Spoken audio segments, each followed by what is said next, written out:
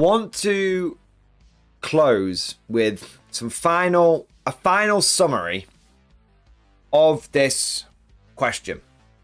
Does the game change too much or not enough?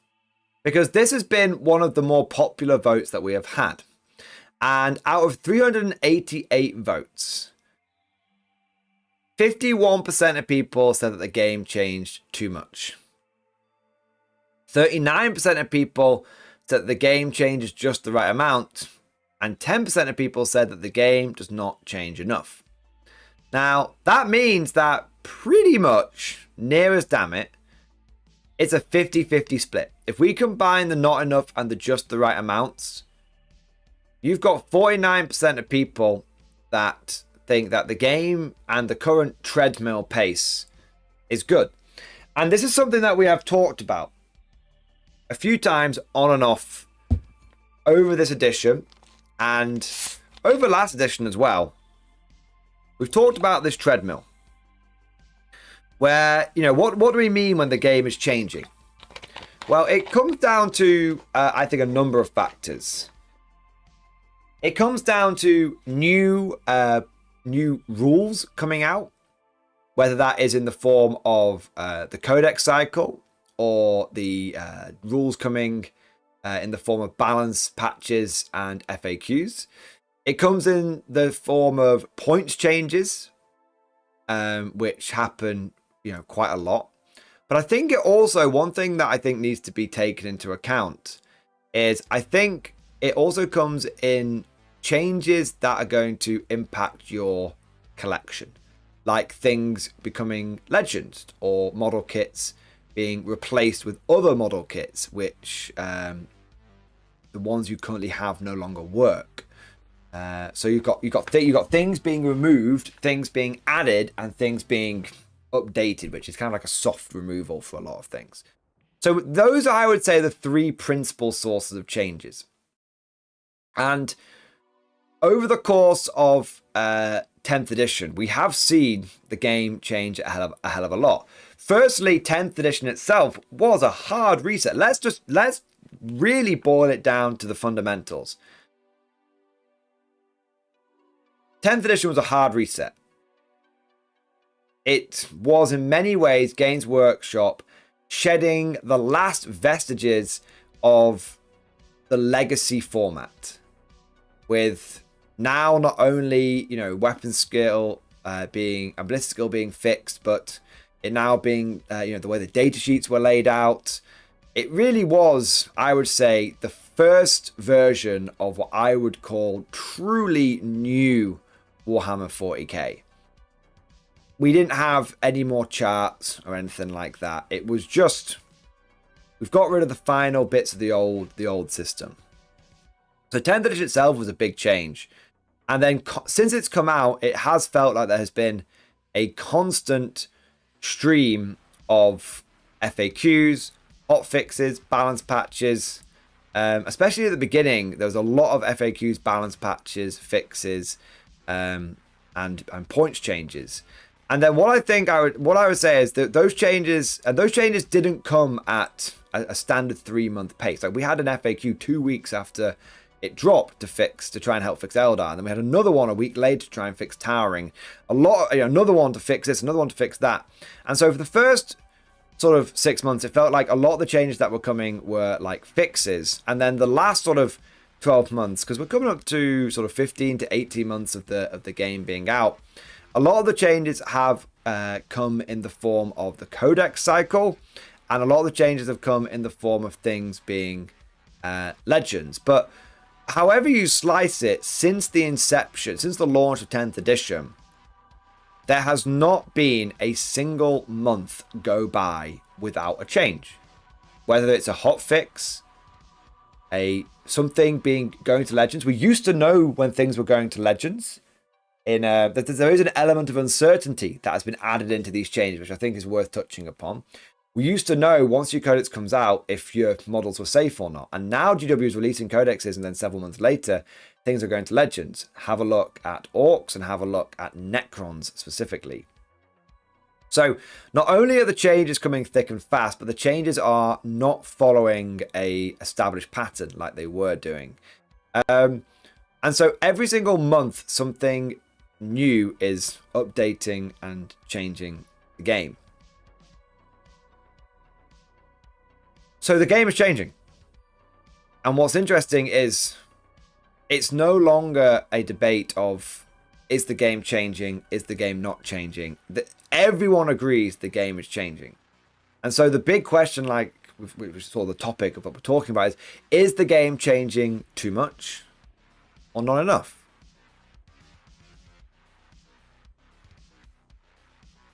This has been a 50-50 split in our poll.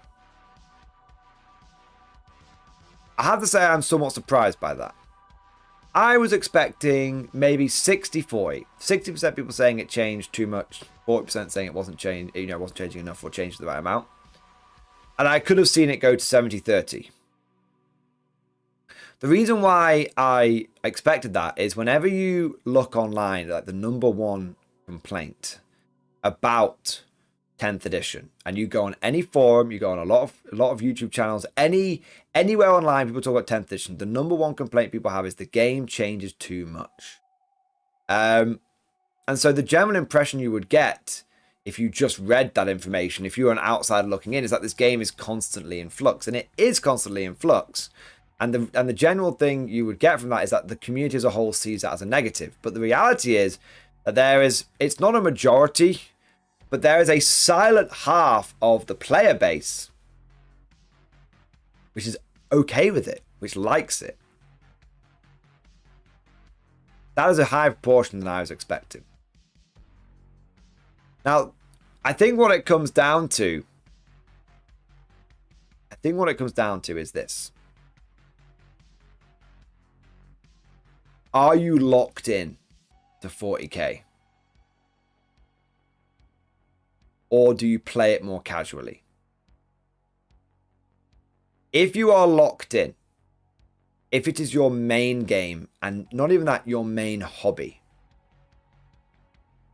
if you are a competitive player who, even if you only go to an RTT or a GT every so often, the main focus of it's not necessarily about the volume of tournaments you go to, it's what you work towards, what motivates you and drives you in this hobby. And if you're a competitive player, and that means just playing to get better and to get good at the game, not necessarily attending tournaments, then all of these changes are somewhat welcome because it keeps the game fresh, it keeps the game interested, and if you're focused on this, then the constant change of pace keeps the game exciting. It's like playing a video game, but a little bit more tactile and physical models. However, if you are someone that plays the game but plays it casually, then these changes can probably be quite exhausting. And if you're not completely locked in. Now, when I say casually, it doesn't necessarily, again, come down to the volume of games, or or doesn't necessarily come down to your attitude towards the game. It comes down to how much of your time, how much of this is your main focus. And so for casual players, because you have casual players that play a lot of games, you have casual players that it's what motivates you. And if you're someone that plays this game casually, then the rate of change, it's not. I would say it was exhausting, but maybe exhausting isn't the right word. Maybe bamboozling, confusing, disheartening, because there's nothing more frustrating than, coming to a game and playing it and constantly having it pointed out that, oh, that doesn't work like that anymore. Oh, that doesn't work like that anymore. Oh, that doesn't work like that anymore. Oh, that doesn't work like that anymore. Oh, they've changed it. Oh, it's in the FAQ. Oh, it's in the FAQ. You just come away from the game probably feeling a bit like an idiot. And no one wants to feel like an idiot. Like, fucking hell, like, I don't even know what I'm doing in this game anymore. Why the hell would I play it? I don't know what I'm doing. And it can also be, with points changes, can be very frustrating casually. Because if you're locked in, you might get a tournament army ready in a month or two. You might get you're like, yeah, I gotta get this painted so I can get it on the tabletop, get it playing. Or even if you're not playing at tournaments, you get things built quickly. Fuck the painting side of things. I'll play with grey models with my mates, but I'm playing to get better. This is the next hot unit. You can be locked in, so the frequency of the change doesn't affect you as much because A, it interests you, and B, you've got the time to keep up with them.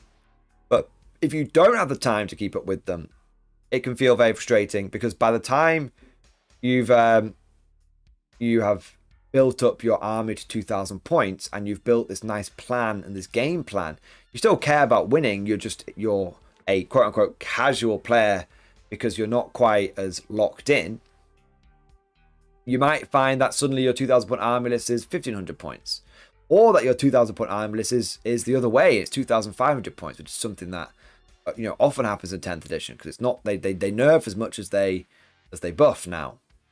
So, which can be annoying because you can have a vision for an army, build it, and when you finally get the last piece in place, that vision no longer works.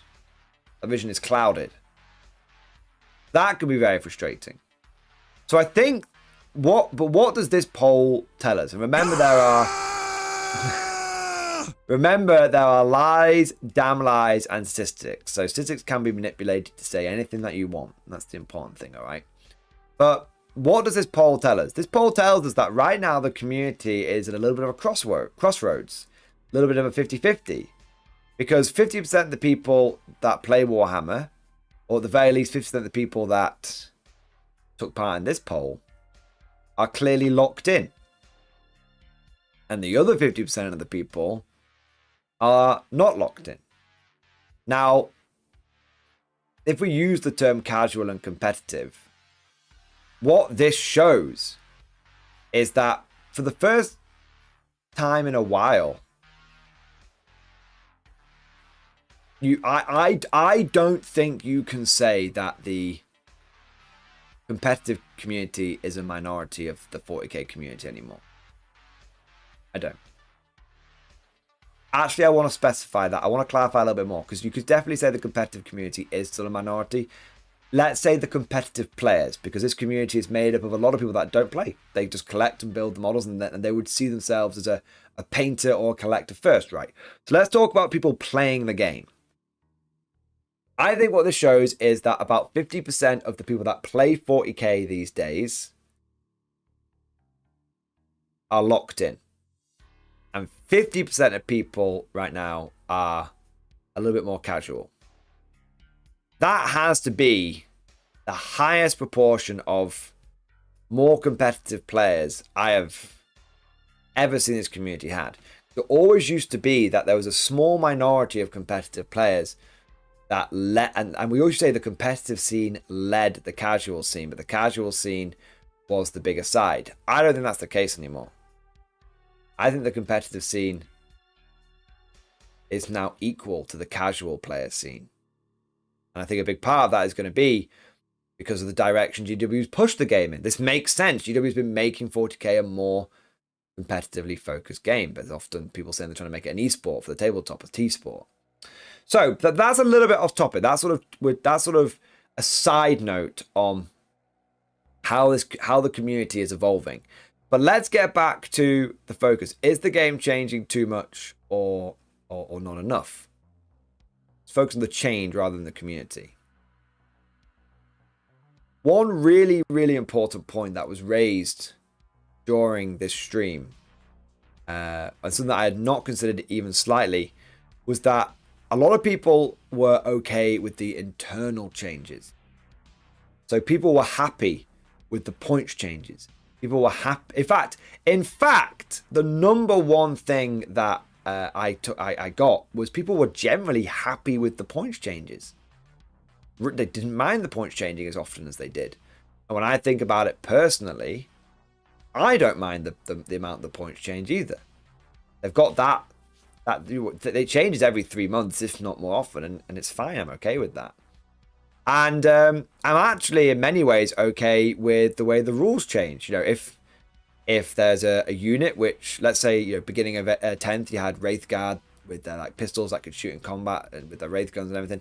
It's clearly too broken. They just changed it. They just wrote it out.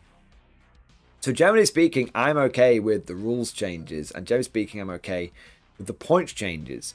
The two things that I think were really, really well established in the stream by the community, again, things I hadn't considered, was the addition frequency. People feel like the addition change is too often, every 3 years. So, and I can definitely gel with that sentiment, because you had that. It feels like you have GW spend 3 years tweaking and perfecting and getting it just right, and at the end of the edition, we get 6 months of good. Like this is decent, you know. It's the best it's been all edition. They finally cracked it, and then the new edition comes along and completely buggers it up, and then we have to spend the next 3 years doing it again. And in fact, this happens so regularly that it almost feels like it's part of the plan. Like they string you along throughout the edition with the promises of hope, promises of change. They get it just right, deliver on that promise, and then bang, they purposely screw it all up again, so that then they can you know, we've streamlined the game again, we've got rid of the bloat again, and then they tweak and tweak and tweak and tweak and tweak and tweak and get it fixed again for 6 months, and then bam, they screw it again. It does feel like it's engineered, like it's done purposefully, which is quite. I always say, don't underestimate Games Workshop. People think they're a stupid company. I think I think they're a lot cleverer than they get credit for. I think a lot of what you see is organized chaos. The game has been bigger than it ever has been. A lot of the explosion has come from 10th edition and other things like Space Marine 2. But yeah. So does the edition change too much? I can definitely see that. Does the edition change too much? I guess another big thing is not just the edition changing, but I think it's the way the changes are communicated.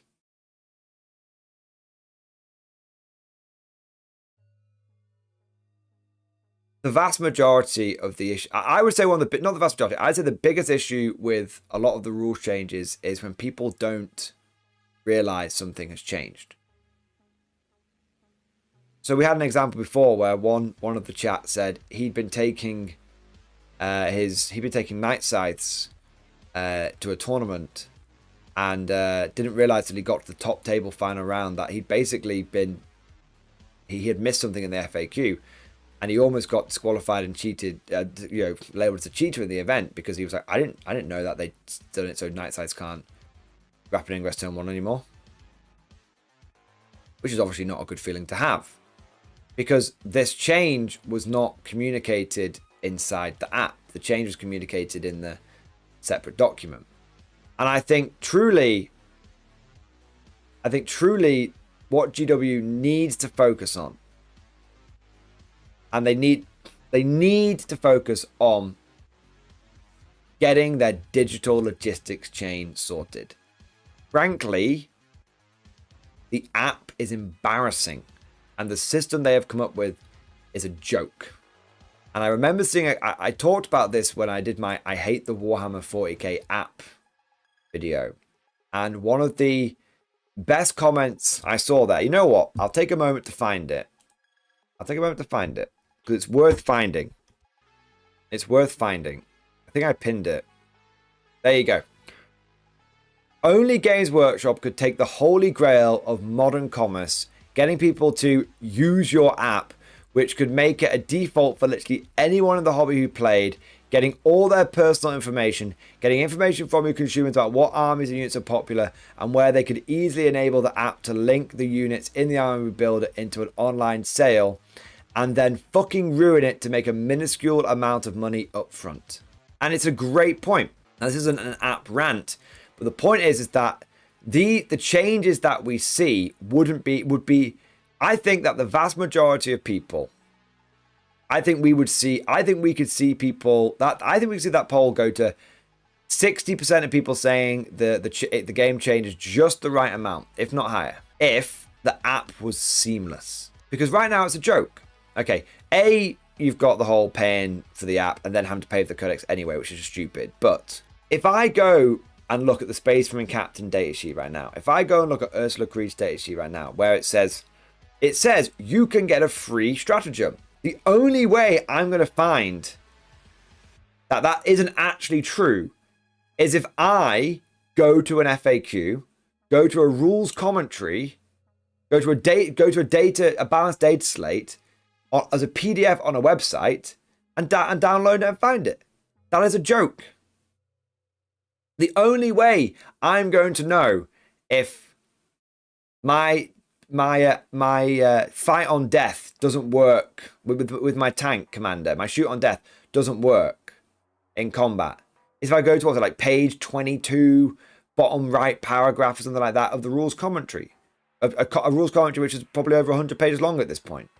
Something probably not quite 100 pages. It's like 130,000 words long or something at this point. Yeah, the rules commentary shouldn't exist. Not all these separate documents should not exist. It should all be seamless. And some people say, well, it is in the app. It's not seamlessly in the app. Every data sheet should be updated. There should be a universal special rule out of sequence, or core rule out of sequence. And we used an example before of Old World Builder, because before people say that's not possible, it's too much to ask for. Let me again show you another example. Okay, we have the Old World Builder app. Remember, this is an app that was built for free, basically by volunteers. Tony Stark built this app in a cave with a box of scraps. Okay, and let me show you this. Okay, so this is an app called Old World Builder. I know this is not me wanking off Old World. You can get something very similar using New Recruit for 40k. All right, let me go on the Tomb King. If I click anywhere on this app here, which has the eye symbol, I can see everything and it's linked. If I click on Tomb King, not only do I get the Tomb King stat line, I also get all of these blue links as well, showing me what each thing is. So I can go and see what heavy armor is. I can go and see what armor value is. I can see fucking armor value, man. I can go to light armor. I can go to weapons of war. Everything. Oh, I want to have a look at what a cavalry spear is. It's right there. I want to go to the table of contents. It's literally all there in the free app. Okay, and that's like it's like going in Wikipedia. You know when you do like the Wikipedia tabs, like you keep linking and linking and linking. Like how far can you go? Right? I can find it. I can find the minute detail, hand weapon, what it does, and what the parent article is. I can go and see what specific abilities are, and these are kept up to date as well with any FAQs. I can see what a shield is. I can see what a skeleton chariot is. I can see what the unit category mount even means. Okay, and it's all there. And like I said, it just links from one to the other. So we'll go Necroth Bone Dragon. We'll go to Monster. We'll go to Behemoths. We'll go to Ridden Monster. We'll go to Split Profile. We'll go down to Characters within Monsters. You know, see what I mean? And it takes us back to the beginning here. I can then look at Monsters Creature. I can then look at Lumbering. You know, I can then look at Heavy Chariots. It just links and links. I can look at Firing Platform. I can look at Light Chariots. I can look at Churning Wheels. Like it just links and links and links. And some of these, you know, cycle back on themselves, don't get me wrong. But it links and links and links. At any time, if there's a change to Light Chariots, I will see it here. You know, I will see it here. Let's find, you know, I will see it. So, again, this is not, the point of this is not shitting on the GW app. It's not, okay? The point of this is to demonstrate that changes can be communicated seamlessly to the community. And if Games Workshop just pulled the finger out and had the digital logistics chain, the digital framework to communicate the changes of 40k accurately and instantly to all of the relevant units and to all of the relevant core rules, then I think this question of does the game change too much, this debate, this very, very hot topic, what very well may be from a gameplay point of view the hottest topic with 40k right now, the biggest criticism. I say gameplay point of view because obviously there are other things which get people very upset, and people like to debate vigorously about 40k, about the law and stuff like that. But I think this is the hottest gameplay topic right now, and I think Games Workshop could fix it if they had the right framework. But where do I stand on this? So I've talked about generally. I don't mean to alarm you. I'm gonna come off the fence. The splinters are coming out my ass. I'm coming down. I like the pace of change. I wouldn't even mind if it changed a little bit more. Because one thing we've not spoken about with 40k is on these Meta Mondays, we're doing this on Meta Monday, right? The last 2 or 3 weeks of doing these Meta Monday streams, there's been nothing new to report. One thing that I think people don't appreciate about with 40k is how quickly the game is unlocked. How quickly the 90%, there's always like 10% that filters out over the long term.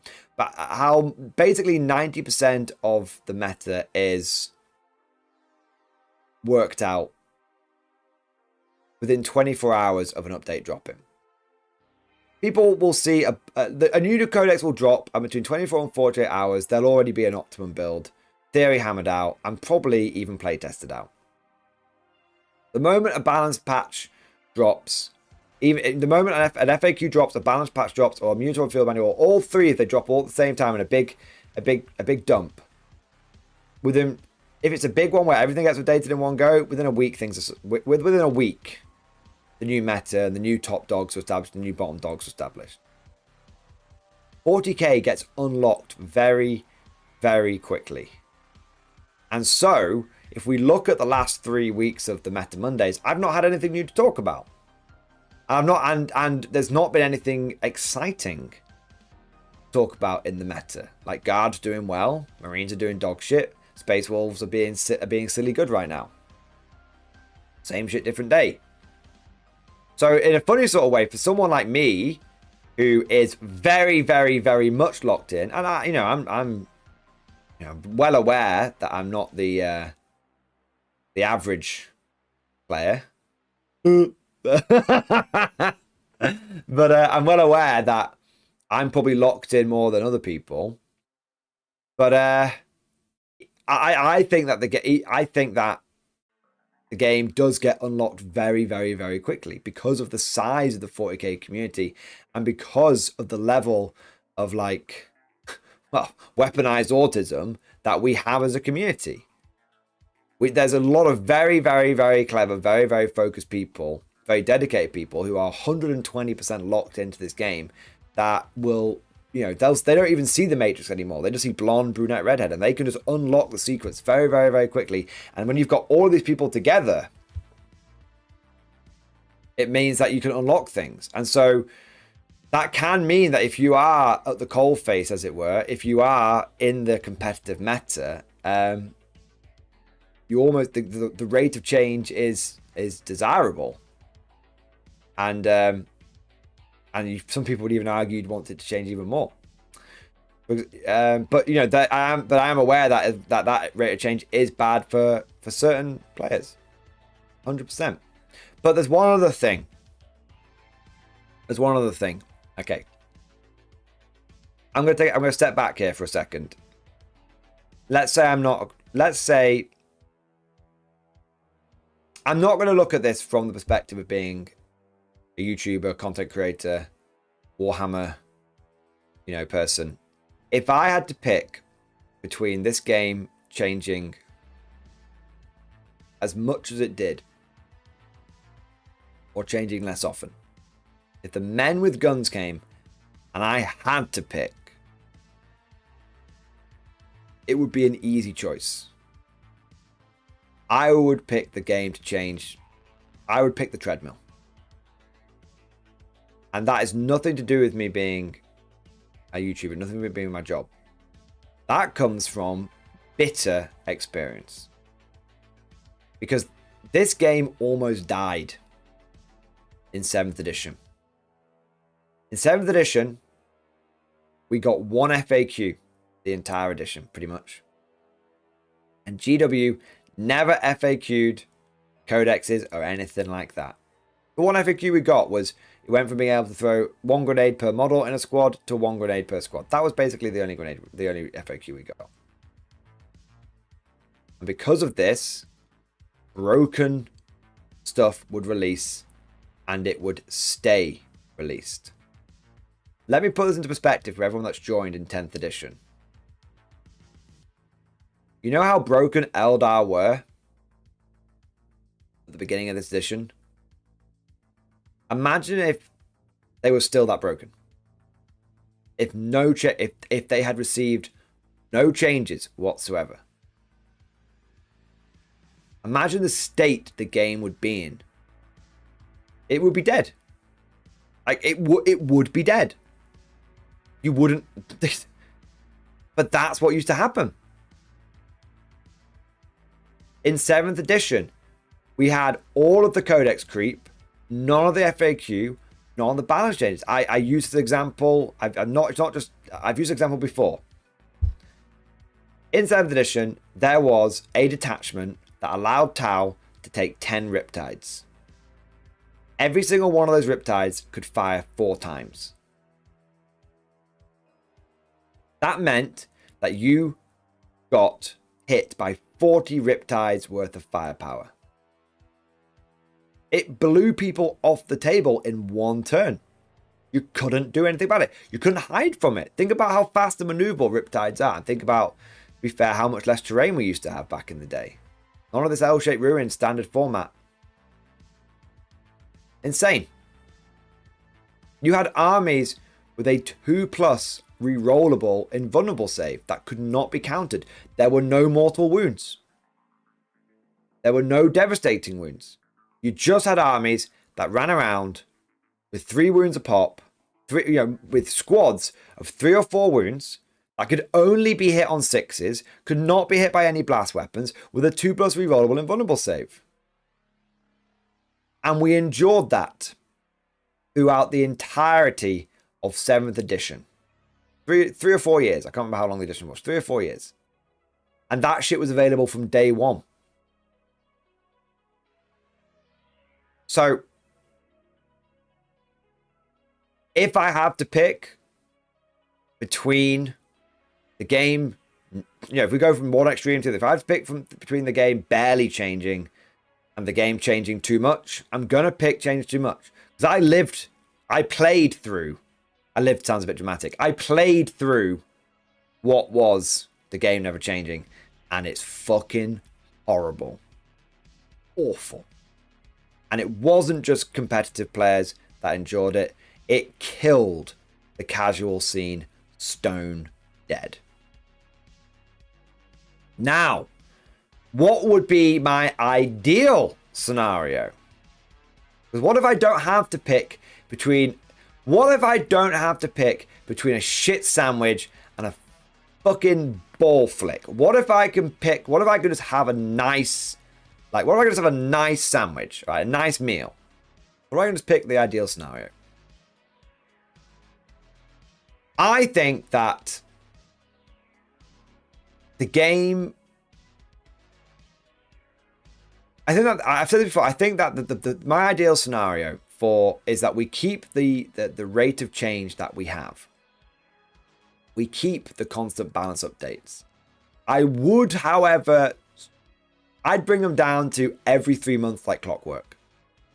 Every 3 months, with GW clearly communicating them ahead of time with a focus of what they've got their eye on at the moment, and also with them being communicated seamlessly via the app. That would be, framework-wise, that would be how I would have it.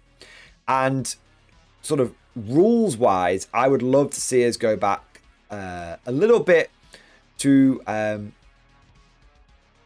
little bit of like basically if you could take 5th edition and apply updates to it every 3 months, and I think having vehicles with wounds is a little bit better than having vehicles just pop and drop. That would be the ideal scenario. I think that would allow you to have complicated, nuanced rules which can be constantly updated and tweaked, which are well communicated to the players, and therefore, even if you have to release hot fixes outside of the 3-month cycle, I think it would be readily accepted. Long story short, if the game is going to change this much, we've got to have the infrastructure to support it. Otherwise, you're going to see people getting frustrated, and you're going to see people going back to older editions, like 3rd edition, which is a game group near me, which plays every week, which plays 3rd edition now. Or you're going to see people exploring other games. But if I may leave you with one final, it is entirely possible that all of this is purposely engineered by Games Workshop to be this way, because they want to try and silo players into certain games. If you like to play sci-fi competitively and you're locked in, play 40k. If you want to play fantasy competitively and you're locked in, play AOS. If you want to play sci-fi casually and balances, you just don't care, and the game barely changes, play Heresy. And if you want to play fantasy casually, the game doesn't really change any core rules or have any points updates, play Old World. Because I'll give you one little thing. In the 9 months that Old World has been released, there's not been one single points change. Been FAQs to clarify rules, but there's been not one single points change. But all of that is just like my opinion, man. But we'll have to see. Hopefully we'll get lots of comments on this stream, but also hopefully we'll get lots of comments on that video as well, which is cool.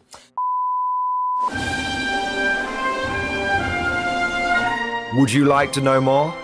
If so, then please consider becoming a channel member or patron. By supporting the channel, not only will you be doing your part, but you'll also be helping me create more content for your viewing pleasure and unlocking a whole host of perks. You get everything from a badge next to your name, custom emojis, but the big one is access to the Mordian Glory Discord server, an online community with almost 2,500 active members. It's always popping off in the MG Discord. We've got channels for army lists, hobbying, tactics, stories, and even a pretty spicy meme section as well. For all you greenhorns that wanted to see the Mordian glory hole, today is your lucky day.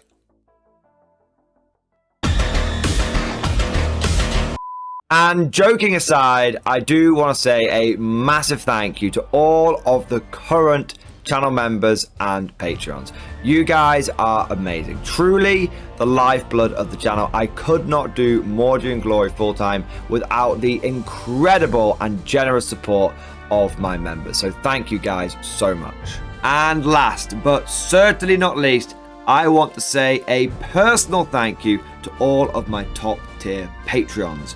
These are the War Masters, the people who have truly gone above and beyond the call of duty.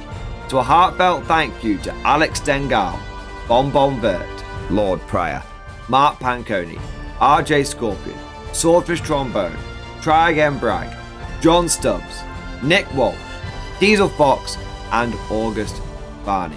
Seriously guys, thank you from the bottom of my heart. Your support is incredible and it makes a huge difference.